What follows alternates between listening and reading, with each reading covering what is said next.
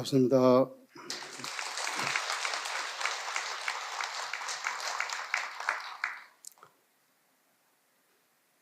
좋은 인연인 것 같습니다. 어제가 하지고 이 시절이 녹음이 아주 푸르게 우거진 녹음 방초 그런 무성한 시절입니다. 하지는 여름의 정점을 가리킵니다. 이 봉은사가 수도산이잖아요. 도를, 진리를 향해서 가는 아름다운 산, 그리고 진리를 체득해서 부처님 세계에 도달해서 부처님 은혜의 가피에 공덕을 장엄하는 그런 도량, 그래서 봉은사 같아요. 그리고 이 누각이 법왕루잖아요. 법왕은 아까 우리 잠불단에서 음성공약 올렸듯이 석가모니 부처님을 상징하지 않습니까? 여러분들이 이제 석가모니 부처님 세계에 같이 들어오신 거라고 생각을 합니다. 이 거룩한 도량에서 여러분들과 마주해서 큰 기쁨으로 생각을 합니다. 제가 오늘 본문 제목을 무와 그리고 동체 대비적 삶에 대해서 이렇게 얘기를 좀 할까 합니다. 불교적 삶이라는 것은 부처님 세계에서 부지불각 중에 무명업식으로 인해서 멀리 아주 멀리 옛떨어져서 살다가 어느 날 호련히 자기의 본체를 향해서 마음을 크게 내서 그 부처님 세계로 다시 돌아가는 것이 불교적 삶이라고 저는 그렇게 생각합니다. 그 멀리 왔다라는 것은 본래의 불성의 세계에서 무명, 번뇌, 망집으로 인해서 세간의 여러 가지 인연사에 의해서 이렇게 흘러온 겁니다. 불현듯이 자기를 봤다는 것은 자기의 본래적인 나를 봄으로써 이제 출발이 되는 겁니다. 그 예고적인 나를 우리 불가에서는 까르마라고도 표현하고 또 이제 그런 행을 삼스카라라고 이렇게 표현합니다. 까르마를 작동하는 삼스카라를 정확히 인식할 줄 아는 것, 그게 이제 불교 출발이에요.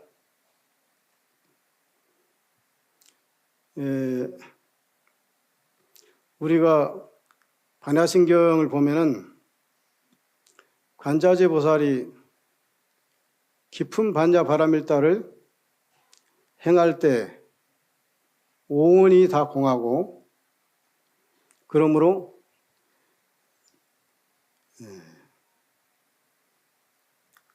일체가 다 공해서 모든 중생을 구제한다라고 되어 있습니다. 중요한 것은 관자재 보살이 반야신경의 설주 보살이죠. 그리고 지혜를 상징하는 사리불이 주인공입니다. 관자재 보살이 깊은 반야 바라밀다를 행한다는 것은 그냥 바라밀다를 행하는 게 아니라 깊은, 여기서 제가 모두에 말씀드렸듯이 불교라는 것은 부처님 세계에서 엿들어져 가지고 살아가는 예고적 존재를 정확히 인식하는 것, 자기 삶의 현실을 정확히 인식하는 것, 국토를 정확히 인식하는 것, 거기서부터 출발해서 본래 자리로 돌아가는 것이 불교다라고 얘기를 했는데, 관자지 보살이 깊은 반야 바라밀다를 실천할 때가 바로 애고 상태를 넘어서서 까르마 삼스카라를 넘어서는 그런 행을 하겠다라고 하는 출발입니다.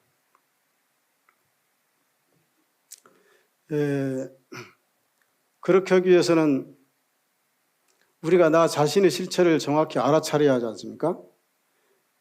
그리고 그 실체를 정확히 알아차려서 거기에서 벗어나려고 하는 깨어남이 있어야 돼요. 제가 요 근자에 유튜브를 보니까 여러분들 잘 아시는 효리 있잖아요, 효리.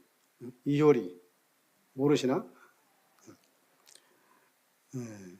그 연예인이 얘기하기를 자기가 돈을 참 많이 벌었는데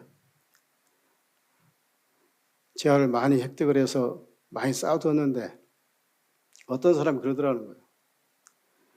너는 집에 금을 잔뜩 쌓아둬놓고 정작 먹을 쌀은 없구나, 그렇게 얘기하더라고요.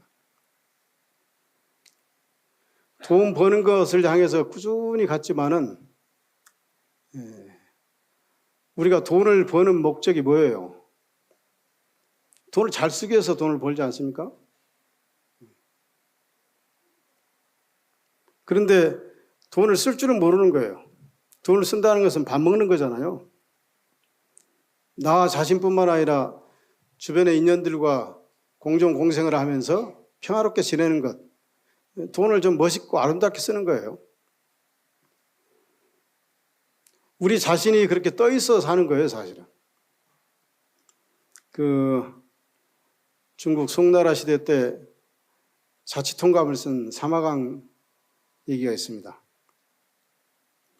어린 시절에 숨바꼭질을 했는데 너도 나도 숨다가 친구가 큰 항아리 속에 들어갔어요. 급하니까 항아리 속에 들어간 거예요. 들어가고서 보니까 물이 가득 차 있는 거예요. 키가 넘는 물이에요. 난리가 난 거예요, 사람들이. 여러분들 같으면 그 친구를 꺼내려면 어떻게 해야 되겠어요? 아마 이 고사는 들어봐셔서 아실 거예요. 이 사마강은 주저없이 돌을 던집니다. 그 항아리에. 그 시절의 항아리는 굉장히 귀한 거예요. 제가 이 말씀을 드리는 것은 업에 대한 실체를 정확히 보지를 못하는 거예요, 우리가. 그 보지 못한 이유는 까르마, 업에 갇혀있기 때문에 그런 거예요.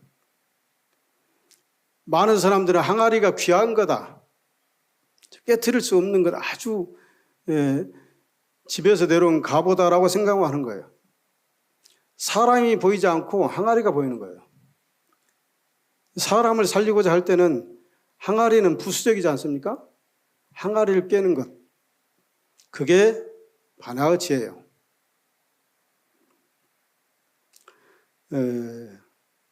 12세기에 살았던 일본의 치오노라는 비구니 스님이 있었습니다.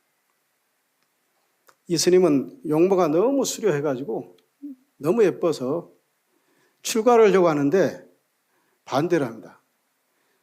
이번에 오라버니가 스님인데 너는 출가하면 안 돼. 그 잘난 용모 때문에 많은 장애가 등장할 거야. 출가를 허락을 안 해요. 그래서 급기야 그 치오노라는 그분이 자기 얼굴에 칼을 긋습니다. 칼을 대서 얼굴에 상처를 냅니다. 그제서야 출가를 허락합니다. 출가를 했는데 공부가 진전이 없는 거예요. 그 진전이 없는 이유는 나는 그대들과 달라. 나는 이런 과정을 거쳐서 출가를 한 사람이야. 라는 그런 상이 딱 갇혀 있는 거예요. 그 아주 강력한 아상이죠. 아주 강력한 애고입니다. 그런데 어느 날 물찌개를 지다가 우리가 한 100여 년 전만 하더라도 물찌개를 졌습니다. 한국도. 그 물찌개의 역사는 아주 오래됐습니다. 물찌개 속에 비친 물속에 자기가 비친 얼굴, 그 얼굴을 보고 불현듯이 깨달았어요. 그 물찌개에 비친 얼굴은 상처가 난 얼굴이지만 상처가 난 얼굴을 바라보는 본래적인 나가 있는 거예요. 관찰자가 나라고 그러죠. 이 본래적인 나가 바로 불성입니다. 본래적인 나가 에고적인 나를 본 거예요. 그걸 본 이후로 이 치오노는 크게 깨달음을 얻습니다. 이게 우리가 자기 내면에 가지고 있는 업이라는 것은 여러 가지 현상이 있는데 전오식도 있고 7식이랄지 8식, 흔히 8식은 무모의식이라고 하잖아요. 숨어있는 의식. 그리고 감춰져 있는 장식이라고 그러지 않습니까? 이건 지하 창고에 있는 거예요. 지하 창고에 있는 게 잘 안 보여요. 상대는 더더욱 안 보일 뿐만 아니라 내 자신도 잘 볼 수가 없어요. 그런데 이해관계에 봉착하거나 무슨 사고를 당하거나 충격을 당할 때 그때는 떠오릅니다. 이게. 그러니까 우리가 고통이 수반됐을 때는 그런 아픈 의식이 밑에서부터 치박 올라와요. 그래서 오히려 고통이 자기 업의 실체를 볼 수 있는 매개가 되는 겁니다. 오히려 스승이 되는 거예요. 이 지하에 있는 자기의 숨겨져 있는 까르마, 이것을 제거하는 것이 굉장히 중요해요. 이걸 제거하려면 굉장히 힘들겠죠. 전신득지란 말이 있어요. 자기 의식을 굴려서 지혜를 얻는다라는 성구예요. 자기 의식이라는 것은 깔려있는 제8식, 제7식, 말라식까지 전부 다 끄집어내서 그 마음을 부처님 마음으로 돌리는 것, 이걸 전신득지라 합니다. 자기의 행동이 유일한 재산이다라는 말이 있습니다. 우리가 생을 마감하고 다음 세상으로 갈 적에는 딱 두 가지라고 그러잖아요. 자기가 쌓였던 공덕, 그리고 공덕과 반대되는 악업, 이 두 가지입니다. 이런 지하에 있는 의식을 다 드러내서 정화시켜서 본래의 자기로 돌아가고자 하는 노력, 이걸 우리는 불가해서 수행이라고 하지 않습니까? 수행을 산스크리트는 비하나라고 합니다. 비하나는 변화돼서 움직이는 것, 몸과 마음이 변화돼서 움직이는 것을 비하나라고 하는데, 이렇게 변화시키려고 노력하는 것, 이런 모습이 이제 아름다운 모습이에요. 그래서 우리가 아름답고 평화로운 세계를, 세상을 살아갈 적에 누구나 다 지향을 하지 않습니까?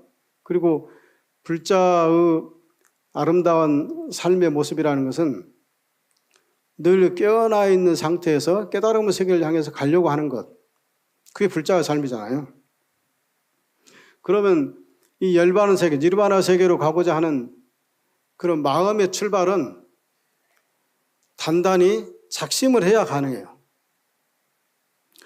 여러분들 하늘을 나는 솔개가 보통 솔개 수명이 한 40년쯤 됩니다.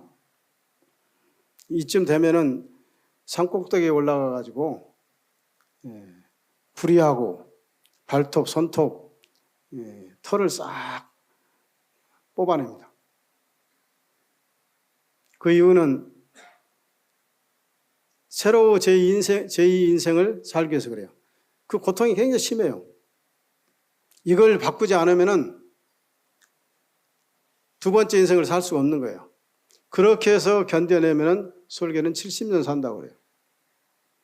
우리가 그동안에 절에 나오기 전에는 나의 삶에 대한 현상의 상태, 까르마의 어떤 실체를 알 수 없었지만은 절에서 수행도 하고 기도도 하고 정진하고 이런 인연 공덕으로 자기의 실체를 어느 정도 이렇게 볼 수 있지 않습니까? 그걸 우리가 여러분들 오늘 절에 나올 적에 다 거울 보고 나왔잖아요. 마음의 거울을 정확히 보게 되면은 자기 실체를 보게 됩니다. 그래서 요새 우리 종단에서 명상이란 콘텐츠가 종단의 주요 지금 정책으로 가고 있는데 잠깐 3분이나 5분만 이렇게 한다 하더라도 자기 실체를 점차적으로 가깝게 명작 인식할 수 있습니다. 그걸 바꾸려고 노력하려고 하면은 대단한 용기가 있어야 돼요. 작심을 해야 돼요. 마음을 단단히 먹어야 돼요. 마음을 먹고 나서 마음을 바라는 겁니다. 아, 나는 반드시 아름답고 평화로운 세계를 향해서 갈 거야. 그리고 더 이상 악업은 짓지 않고 모든 이웃들과 함께 더불어서 공생공락을 할 거야. 그리고 부처님 세계에 가도록 노력할 거야. 이렇게 생각하는 거, 이게 발심이에요. 그래서 그걸 통해 가지고 수행 정진을 하고, 정진을 해서 아까 제가 처음 모두에 수도산 봉헌사에 대해서 얘기했듯이 자기의 삶이 자기 가족이라 할지 이웃들한테 빛깔과 향기가 되는 겁니다. 장엄이 되는 거예요. 그랬을 때 온전하게 해양으로 간다. 기도를 예를 들자면은 보통 생자는 3일에서 4일 정도가 의식의 변화가 된다고 그래요. 그래서 흔히 우리가 짧게 기도하면 3일 기도를 하지 않습니까? 망자는 7일입니다. 이 패턴이. 옛날 그래서 우리는 3일이 지나서 4일장을 했어요. 의식이 다시 깨어날 수 있어요. 여러분들 여기 서울에서 계시다가 지방에 무슨 친지 집에 가서 한 4, 5일 정도 있다가 와보세요. 오랫동안 살았던 내 공간이 바로 적응이 안 돼요. 물건과 중요한 옷가지가 그 자리에 있는 것이 바로 들어오지 않습니다. 깨어있는 사람은 바로 들어오는데 보통 사람은 그래요.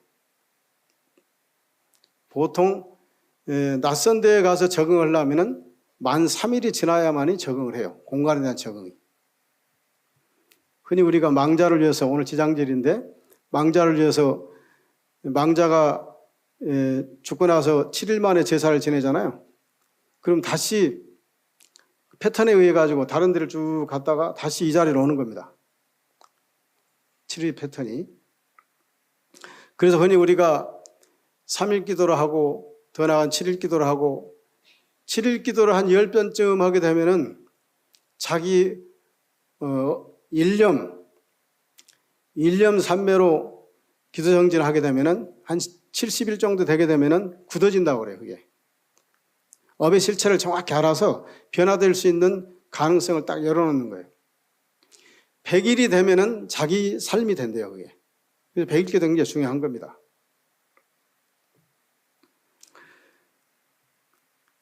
육조 스님 말씀에 이런 대목이 있습니다. 자기 성품의 심지를 지혜로 관조하여 내가 명체라면 자기의 본래의 마음을 아나니 만약 본래의 마음을 알면 곧 본래 해탈이요 만약 해탈을 얻으면 곧 반야삼매의 무념이니라. 자기 본래의 성품 심지를 통해서 지혜로 관자하면은 앞에 제가 관자지보살이 깊은 반야바람일다. 지혜를 통해서 보살행을 하는 것을 반야바람이라고 합니다. 지혜의 눈으로 세상을 여실지견으로 보고 행동하는 것을 반야바람일 행위라고 그래요. 그렇게 했을 때 내가 명철하다. 안과 밖이 밝은 거예요. 밝은데 안이 어두운 게 아니라 안과 밖이 똑같이 밝은 겁니다. 그래서 자기의 본래의 마음을 알게 된다. 본래의 마음을 알게 되면 본래 해탈, 부처의 세계에 도달한다. 해탈을 얻으면 곧 반야삼매의 무념이니라.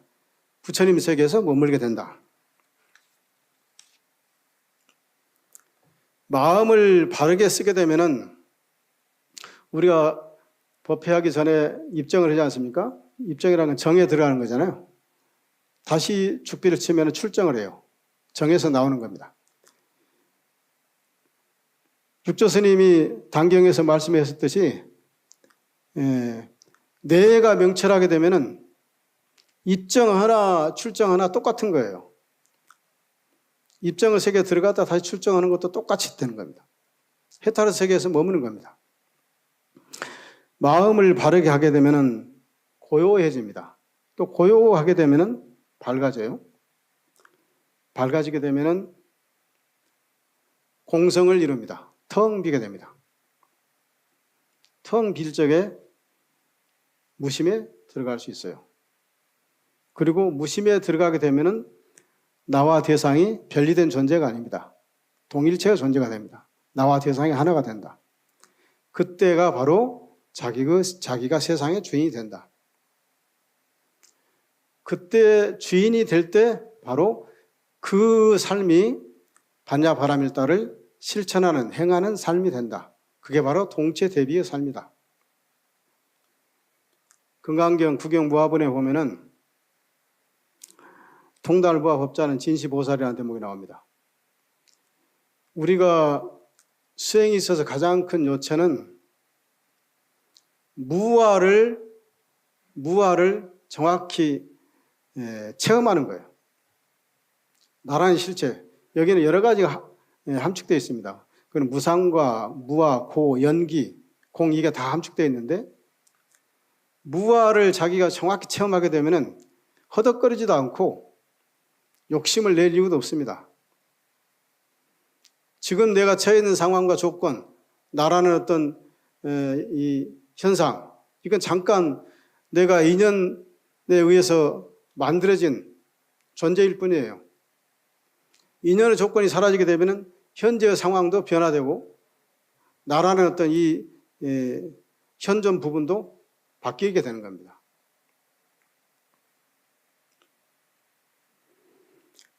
제가 무아에 관련된 좋은 구절이 있어서 여러분들께 함께 알려드리겠습니다. 그대는 존재하지 않을 때만 존재한다. 모든 것이 부재할 때 거기에 커다란 현존이 있다. 에고가 완벽하게 사라질 때 그대는 우주 전체가 된다. 그대는 존재계 전체이다. 이슬방울로서 그대가 사라진다. 그대는 바다가 된다. 이건 이제 스님들이 좋아하는 구절인데 오쇼가 쓴 내용이에요. 우리라는 이 현상의 실체, 오온으로 형성되어 있는 이 몸뚱아리조차도 무상하잖아요. 무상에 대한 실체를 정확히 알아서 여러분들이 무아를 체험하게 되면은 나와 대상이 결코 분리된 존재가 아니라 결국은 하나다라는 겁니다.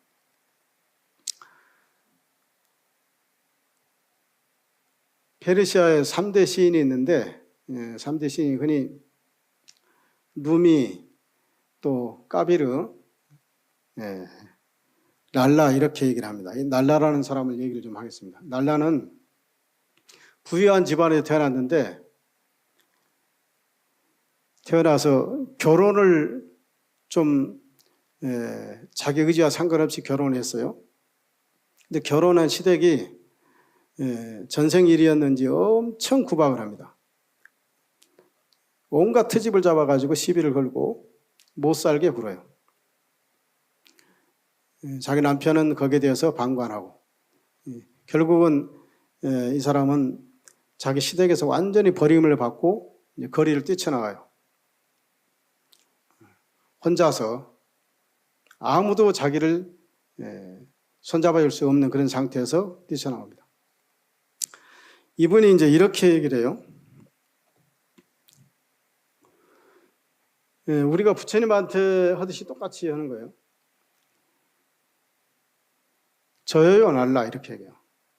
여러분들 절에 오셔서 봉헌사 오셔서 부처님 저여요 이렇게 얘기하는 게 굉장히 의미가 큽니다. 자기의 모든 것을 드러내는 겁니다. 거기엔 가식적인 자기가 없어요. 내가 가지고 있는 모든 것을 부처님 앞에 싹 드러내는 거예요. 이것은 무아적인 삶 속에서 자기를 부처님과 함께 마주하는 거예요. 이렇게 얘기해요. 나예요 날라. 나를 보세요. 아무것도 가리지 않고 당신 앞에 섰어요. 옷도 장신구도 없어요. 가족도 없고 나를 이해해주는 친구도 없어요. 제가 아까 얘기했던 대로 자기의 모든 것을 다 부처님 앞에 드러내는 겁니다. 그대의 옷은 그대의 아름다움을 많이 가리면서도 아름답지 못한 것은 가리지 못한다. 그대가 옷을 좀 덜 입고 살을 좀 더 내놓아 태양과 바람을 더 많이 만날 수 있게 되기를. 왜냐하면 생명의 숨결은 태양 속에 있고 생명의 손길은 바람 속에 있으므로. 이것은 이제 예언자에서 나오는 얘기인데 똑같은 얘기입니다. 날라의 기도와 우리가 여기서 옷이라는 것은 까르마를 얘기해요. 옷을 가리지만은 자기 내면의 부끄러운 부분을 가리지는 못하는 거예요. 가린다고 가리지만. 그래서 자기 속살, 부끄러운 부분을 다 드러내서 태양빛을 쬐고 달빛을 쬐고 바람을 쬐라는 거예요. 부처님 앞에 섰을 때는 우리가 정직해야 돼요. 자기 있는 것을 다 드러내야 돼요. 그렇게 되게 되면은 지동기지하고 움직이는 것이 그쳐서 본래 그침으로 돌아가게 되면은 이 그침이 다시 직행미동이라 그쳐서 새롭게 움직이게 되면은 참으로 아름답게 움직이는 것이다라는 거예요.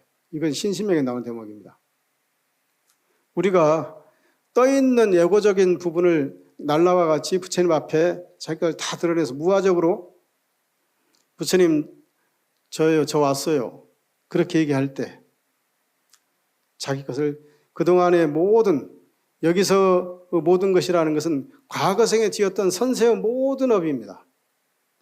모든 업을 다 내려놓는 거예요. 그리고 기도를 할 적엔 여러분들 꼭 유념하실 게 준비를 잘 해서 기도를 해야 하잖아요. 물론 여기 오신 우리 불자님들은 마음의 재개를 다 하고 오셨으리라 생각해요. 준비라는 건 자기를 다 비우는 거예요. 내려놓는 겁니다. 그래야만이 지동기지가 되는 거예요.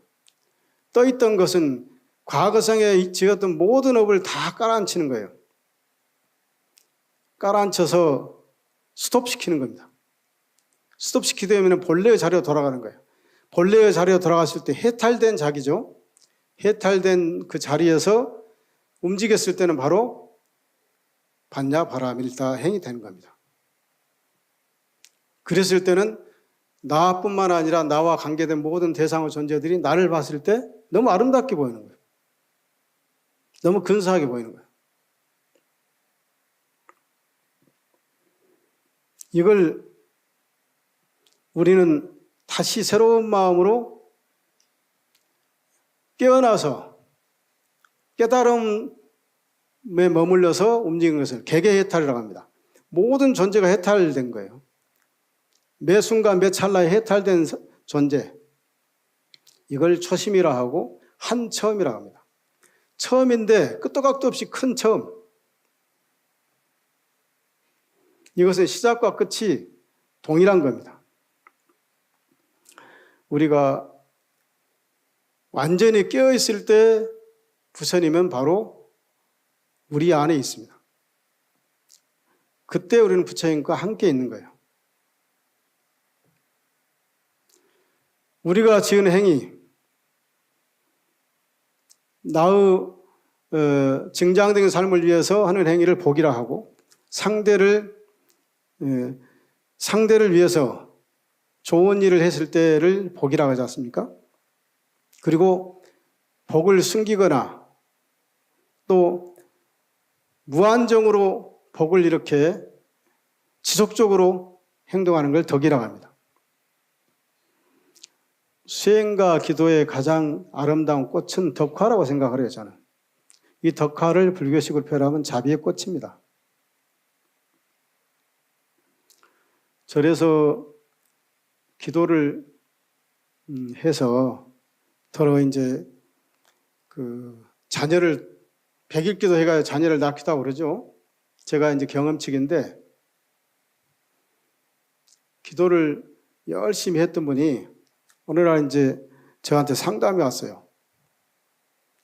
스님 어제 간밤에 꿈을 꿨는데 스님께서 제가 법당에서 기도를 하고 있는데 이렇게 부르더니 스님들이 이 꿈에 스님이 나타나서 가사를 읽는 것은 신장이 나타난 거예요. 뭘 주더라는 거예요, 이게 보자기를. 보자기를 보니까 악이에요. 아, 이건 아주 좋은 꿈이다. 태몽이다. 그렇게 얘기했어요.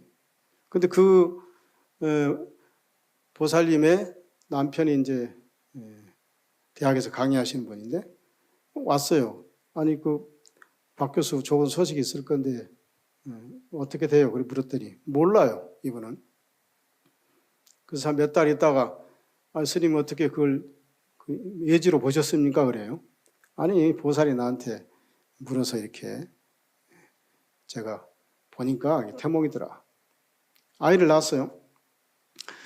절에서 기도를 해서 정말 일념으로 기도를 해서 낳은 아이들은 제가 보니까 특징이 몇 가지 있어요. 첫 번째는 아주 자비롭던가, 그 아이가 아주 관대하고 자비롭던가, 마음이 넓고 깊죠. 그리고 머리가 영특하던가, 몸이 건강하던가, 뭐 이런 한 가지 특징을 가지고 나와요.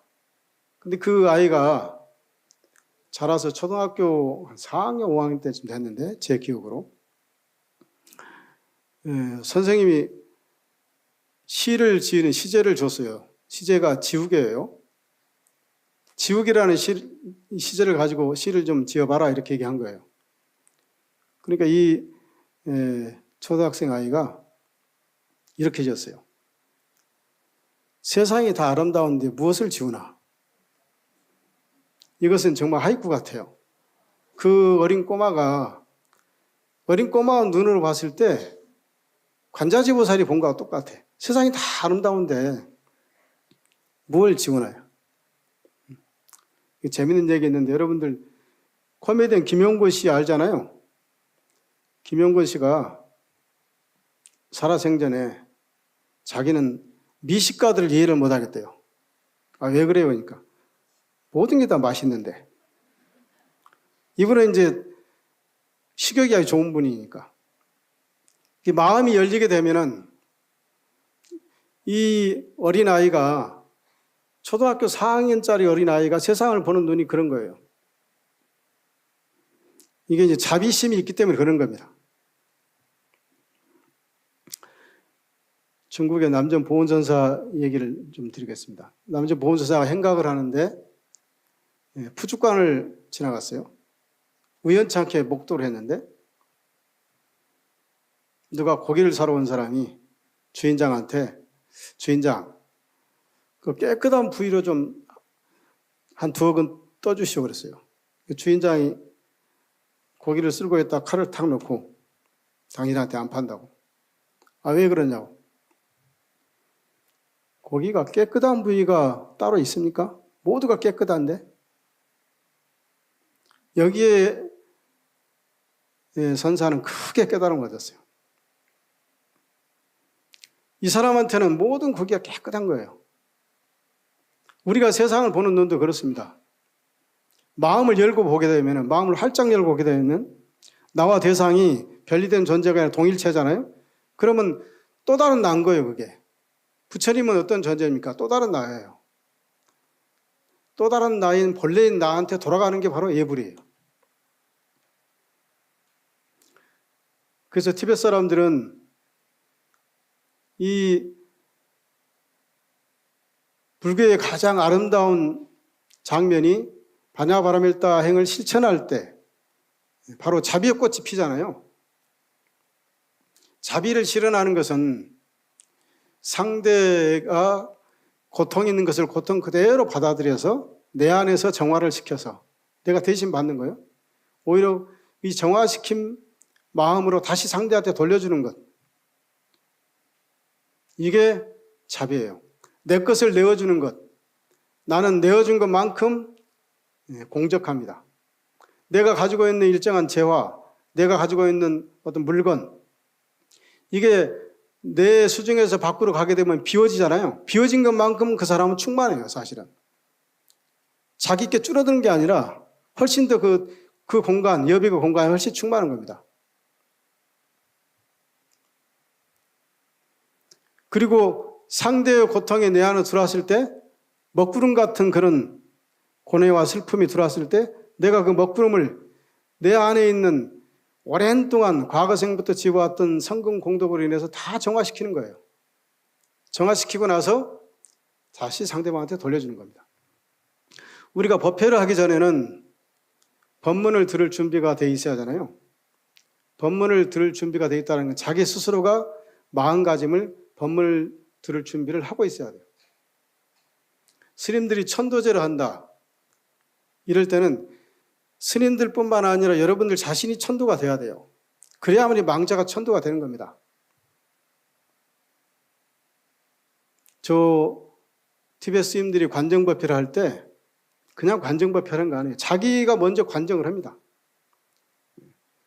부처님이나 관세음보살 앞에서 자기가 스스로 먼저 깨끗하게 관정을 해요. 그러고 나서 관음보살에 대신적으로 화신으로 관정을 해주는 거예요. 우리가 오늘 법회 공간에 모여가지고 부처님 법문을 들었지 않습니까? 여러분들이 이미 법문을 성취했다고 생각이 돼요. 그러면은 여러분들 스스로가 이 법문을 성취하기 전에 관정을 다 해서 마음을 깨끗이 비워서 그 비운 것은 과거 숙생에 지어왔던 모든 인연 공덕, 성근의 공덕을 다 갖고 비워내는 거예요. 그리고 이 비워낸 것을 나와 대상이 된 모든 존재들한테 정말 아름답게, 멋있게, 향기로운 빛깔로 회양하는 겁니다.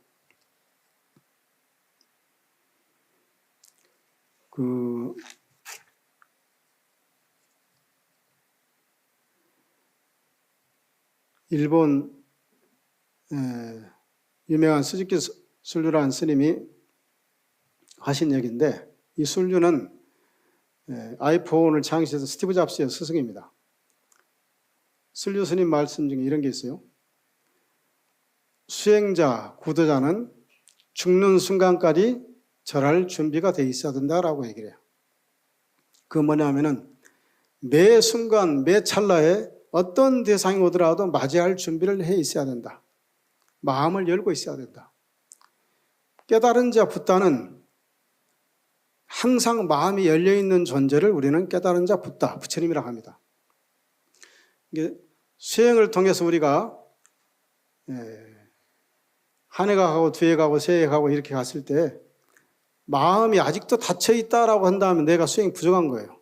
늘 저도 그런 것에 부끄럽게 생각합니다.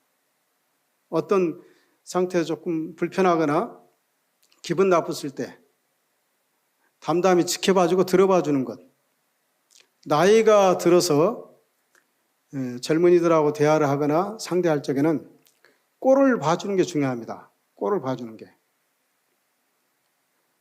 들은 것도 못 들은 척 해주고 본 것도 못 본 척 해주고 이렇게 꼴을 봐주는 것. 이게 수행의 덕화예요. 그게 사비로움입니다.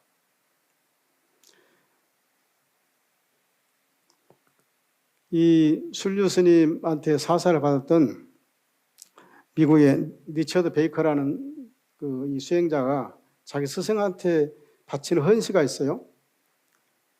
제가 주이심 오셔서 6년 전에 제가 와서 법문을 한번 한 것 같아요. 주이심 오셔서 도량을 굉장히 멋있게 장엄을 하고 또 신도님들도 늘 밝은 모습으로 자비로운 모습으로 정진에 임하고 심지어 정월달에 7일 동안 주야로 쉬지 않고 기도했다는 얘기도 들어봤어요. 봉은사는 우리 한국불교에서 1번지예요. 1번지. 여러분들 1번지의 불자인 거예요. 불자란 부처님의 자식이란 뜻이잖아. 1번지의 불자면 어떻게 해야 돼요? 1번지답게 최고 수사찰입니다. 봉은사가. 이 봉은사 주지스님이야 또 여기 스님들도 많이 앉아 계시는데 스님들 여러분들이 도량을 장엄하는 그런 고마움으로 제가 베이커가 자기 스승한테 바친 헌시가 있어요. 이 헌시가 너무 좋아서 제가 한번 헌시를 낭독하겠습니다. 아주 오랜 세월 간직해온 이 한 자루의 향을 삼계의 스승이시며 중생의 어버이신 부처님, 도량을 장엄한 당신께 손 없는 손으로 바치옵니다. 당신의 사랑 측량할 길 없습니다. 당신의 법비를 맞으며 당신과 함께 걸을 때 나의 법인은 흠뻑 젖지만 용꽃잎 위에는 물 한 방울 남지 않습니다. 여러분들이 그런 주인공이 되시기 바랍니다.